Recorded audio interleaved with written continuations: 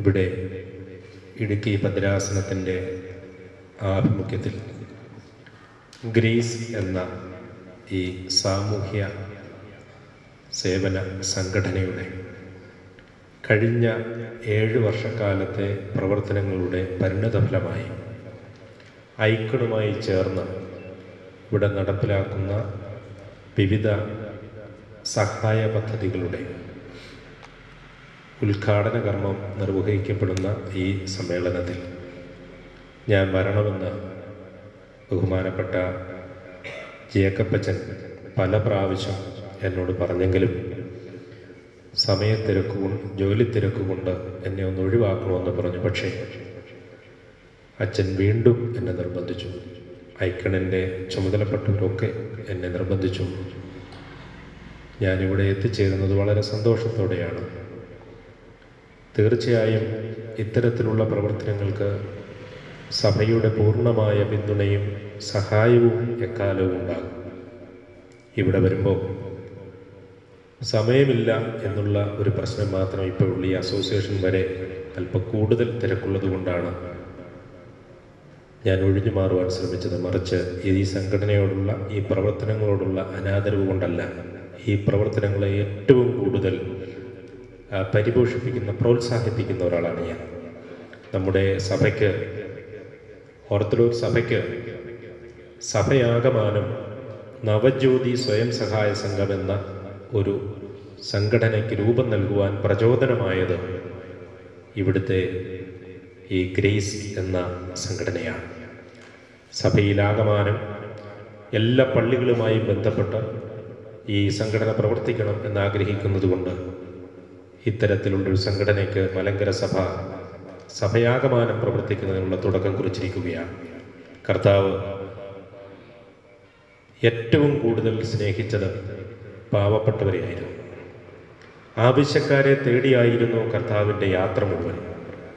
പക്ഷേ എന്തുകൊണ്ടെന്നോ കഴിഞ്ഞ ചില നാളുകളിൽ ക്രൈസ്തവ സഭകളുടെ ലക്ഷ്യത്തിൽ എന്തോ പിഴവ് സംഭവിച്ചിരുന്നു. പക്ഷേ ഇടുക്കി ഭദ്രാസനം മുൻകൈയെടുത്ത് ഇപ്പോൾ തുമ്പമൺ ഭദ്രാസനത്തിലും നല്ല നിലയിൽ പ്രവർത്തിക്കുന്ന ഇതുപോലുള്ള സ്വയം സഹായ സംഘങ്ങൾ, ഇതുപോലുള്ള സാമൂഹിക പ്രവർത്തനങ്ങൾ പാവപ്പെട്ടവരെ സഹായിക്കുന്നതിനുള്ള കർമ്മ പദ്ധതികൾ നടപ്പിലാക്കുമ്പോൾ നമ്മളൊന്ന് മനസ്സിലാക്കണം, നമുക്ക് സമ്പന്നന്മാരൊട്ടനവധിയുണ്ട്, ഒരുപാട് സമ്പത്തുള്ള ആളുകളുണ്ട്. പക്ഷേ ആ സമ്പത്തെല്ലാം ബാങ്കുകളിൽ കെട്ടിക്കിടക്കുകയാണ്. ഒരു വശത്ത് നമ്മുടെ ജനങ്ങളുടെ സമ്പത്ത് ബാങ്കുകളിൽ കെട്ടിക്കിടക്കുമ്പോൾ മറുഭാഗത്ത് പട്ടിണി കൊണ്ട് മരിക്കുന്ന ഒരു സമൂഹത്തെയും നമുക്ക് കാണുവാൻ സാധിക്കുന്നുണ്ട്. ഈ പാവപ്പെട്ടവരെ സഹായിക്കുന്നതിനുള്ള പദ്ധതികൾ നമ്മൾ ആവിഷ്കരിക്കണം. പാവപ്പെട്ടവരായ ആളുകളെ കരുതണമെന്ന് കർത്താവ് നമ്മെ പഠിപ്പിച്ചു.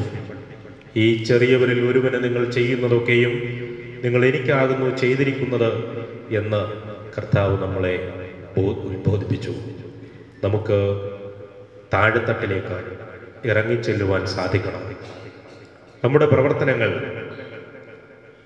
പാവപ്പെട്ടവരെ ലക്ഷ്യം വെച്ച് അവരെ മുഖ്യധാരയിലേക്ക് കൊണ്ടുവരുന്നതിനുള്ളതാകണം.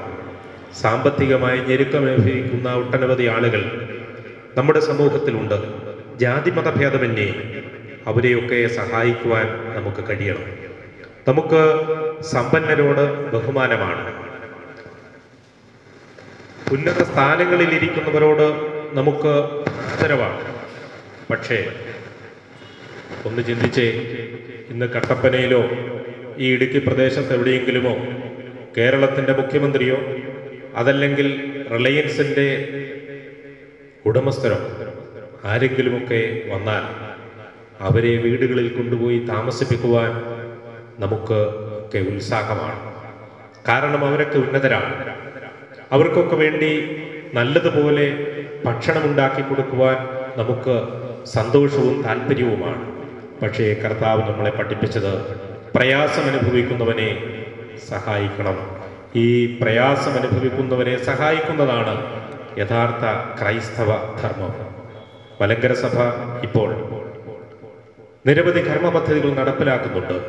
ഐക്കൺ ഇന്റർനെറ്റ് കൂട്ടായ്മ, വളരെ നല്ല പ്രോത്സാഹനമാണ് ഇടുക്കി ഭദ്രാസനത്തിൽ ഇവിടുത്തെ വിവിധ നല്ല പദ്ധതികൾക്ക് നടത്തിക്കൊണ്ടിരിക്കുന്നത്.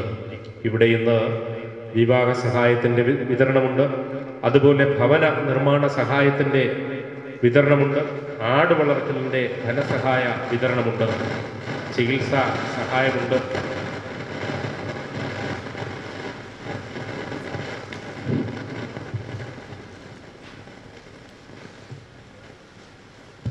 ചികിത്സാ സഹായമുണ്ട്. നമുക്ക് ഈ പദ്ധതികൾക്കൊക്കെ പിന്നിൽ നിന്ന് പ്രവർത്തിക്കണമെങ്കിൽ, പ്രത്യേകിച്ചും ഇടുക്കിയിൽ ഇത് ഇത്രയധികം വ്യാപിപ്പിക്കണമെങ്കിൽ ഇതിൻ്റെ സംഘാടകർക്ക് ഒരുപാട് പണിപ്പെടേണ്ടി വന്നു. ഇതിൻ്റെ ചുമതലക്കാരായ വന്യരായ വൈദികർ ഇത് മലങ്കര സഭയിലെ എല്ലാവരും അറിയണം എന്നുകൂടി ആഗ്രഹിക്കുന്നുണ്ട്. മലങ്കര സഭയിൽ തീർച്ചയായും സഭ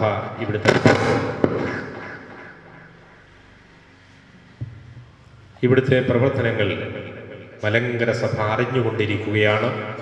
തീർച്ചയായും ഇടുക്കി ഭദ്രാസനത്തെയും ഇടുക്കി ഭദ്രാസനത്തിന് ഈ പദ്ധതികൾ നടപ്പിലാക്കുന്നതിനു വേണ്ടി സഹായം നൽകിക്കൊണ്ടിരിക്കുന്ന ഐക്കൺ എന്ന ഈ ഇന്റർനെറ്റ് കൂട്ടായ്മയെയും പ്രത്യേകമായി മലങ്കര സഭ അഭിനന്ദിക്കുകയും എല്ലാവിധമായ പ്രോത്സാഹനങ്ങളും നൽകുകയും ചെയ്യുന്നു. കഴിഞ്ഞ സാമ്പത്തിക വർഷം നമ്മൾ 5 ലക്ഷം രൂപ പുതിയ യൂണിറ്റുകൾ തുടങ്ങുന്നതിന് വേണ്ടി മാറ്റിവെച്ചു. തീർച്ചയായും വരും കാലങ്ങളിലും ഈ സഹായങ്ങൾ ഉണ്ടാകും. എനിക്ക് 2 മണിക്ക് പരുമലയിലെ കമ്മിറ്റിയിൽ പങ്കെടുക്കേണ്ടതുകൊണ്ട് ഞാൻ പോകുന്നു. ഇവിടെ ഇപ്പോൾ പശു വളർത്തലിനുള്ള ഒരു സഹായം ഞാൻ നൽകണം എന്നാണ് പറഞ്ഞത്. പശു നല്ലതാണ്, വളരെ സ്നേഹത്തോടെ മൃഗങ്ങളെ കരുതണം. അതിൽ നിന്ന് കിട്ടുന്ന ആദായം നമ്മുടെ ആരെയും കളിപ്പിച്ചുണ്ടാക്കുന്നതല്ല. മൃഗങ്ങളെ വളർത്തി പാല് കൊടുത്ത്, ഈ പശുവിനെ വളർത്തി പാല് വിറ്റ് നമ്മൾ ഉണ്ടാക്കുന്ന പണം തീർച്ചയായും വളരെ അനുഗ്രഹകരമായ ഒന്നാണ്. മൃഗങ്ങളെ സ്നേഹിക്കുകയും അതുപോലെ ഇതിൽ നിന്ന് കിട്ടുന്ന ആദായം ദൈവത്തെ മുൻനിർത്തിക്കൊണ്ട് നമ്മുടെ നല്ല പ്രവർത്തനങ്ങൾക്ക് വേണ്ടി ഉപയോഗിക്കുകയും ചെയ്യണം. പിന്നീട് ഈ സംഘടനയുടെ വിജയത്തിന് ഏറ്റവും അത്യാവശ്യമായുള്ളത് സത്യസന്ധതയും കൃത്യതയുമാണ്. തീർച്ചയായും ഇവിടെ നിന്ന് ലഭിക്കുന്ന നിർദ്ദേശങ്ങൾ, പലിശയില്ലാതെ പണം നൽകുന്ന ഈ നല്ല വലിയ വ്യവസ്ഥിതി. ബാങ്കിൽ നമുക്ക് പണം കിട്ടും, എത്ര വേണമെങ്കിലും നമുക്ക് പണം കിട്ടും. പക്ഷേ പണക്കാരനെ മാത്രമേ ബാങ്കിൽ പണം കൊടുക്കുന്നതിന് വേണ്ടി ക്ഷണിക്കാറുള്ളൂ. ലോൺ കിട്ടും നമുക്ക്, പക്ഷേ ലോൺ കിട്ടണമെങ്കിൽ ആ ലോൺ 1 ലക്ഷം രൂപയുടെ ലോൺ നമുക്ക് കിട്ടണമെങ്കിൽ ഏറ്റവും കുറഞ്ഞത് 4 ലക്ഷം രൂപയുടെ ആസ്തി വേണം. ഇത് ഒരു ആസ്തിയും ചോദിക്കാതെ ബാങ്ക് നൽകുന്ന ലോൺ പോലെ അല്ല, മറിച്ച് ഒരു ഒന്നുമില്ലാത്തവരെ സഹായിക്കുന്നതിനുള്ള ഈ പദ്ധതിയുടെ എല്ലാവിധമായ മൂലധനവും നിങ്ങൾ തന്നെയാണ്. തീർച്ചയായും ആ മൂലധനം നിങ്ങളുടെ സത്യസന്ധതയും കൃത്യതയുമായിരിക്കണം. ഈ പരിപാടിയുടെ എല്ലാ വിജയത്തിനും ആത്മാർത്ഥമായ എല്ലാവിധമായ ആശംസകളും നേർന്നുകൊണ്ട് എൻ്റെ വാക്കുകൾ നിർത്തുന്നു. നന്ദി, നമസ്കാരം. പശുവൽക്കറിനുള്ള ധനസഹായം 25,000 രൂപ ബഹുമാനപ്പെട്ട ജോർജ് ജോസഫ് സാറ് ഇപ്പോൾ സുജാത BN കുന്നത്തുങ്കര കൊച്ചറ എന്നയാളിന് നൽകി എൻ്റെ ഉദ്ഘാടനം നിർവഹിക്കുന്നു. ഈ വൗച്ചർ ഒപ്പിട്ട് തിരികെ ഏൽപ്പിക്കേണ്ടതാണ്.